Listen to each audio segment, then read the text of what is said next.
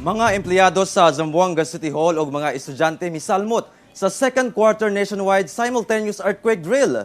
Ani ang report. Gisugdan pinaagi sa pagpatingog sa alarm sirens sa Zamboanga City Hall ang earthquake drill nga gisalmutan sa mga empleyado sa City Hall. Gilayong nag-perform og duck cover and hold ang mga empleyado sa ilang mga opisina ug gihulat ang abiso nga mamahimo nang mugawas ug muadto sa luwas nga lugar.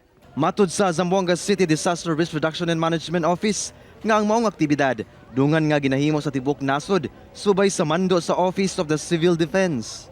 We would like to remind everyone, sir, na disasters like earthquakes are a possibility, sir. So that is one of the advocacies that we would like to disseminate to the general public, sir, including the local government unit employees, sir. Mga pulis, bumbero o personahe sa Zamboanga City DRRMO ang evaluator sa maong earthquake drill. Ever in case na magkaroon ng mga magnitude na 8 or taas pa dyan, at least yung katawan natin, alam na natin kung anong gagawin. So nasa isipan na natin, yung katawan natin, alam na kung ano yung response.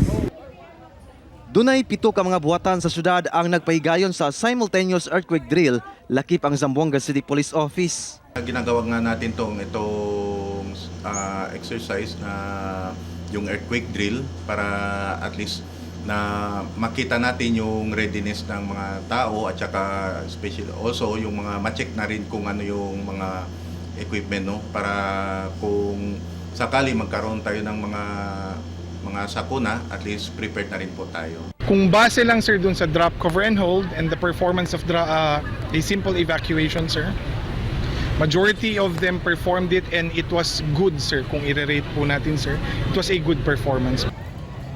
Misalmot sab sa aktibidad ang mga estudyante sa usa ka universidad sa Zamboanga City. Kauban si Sim Romero sa kamera.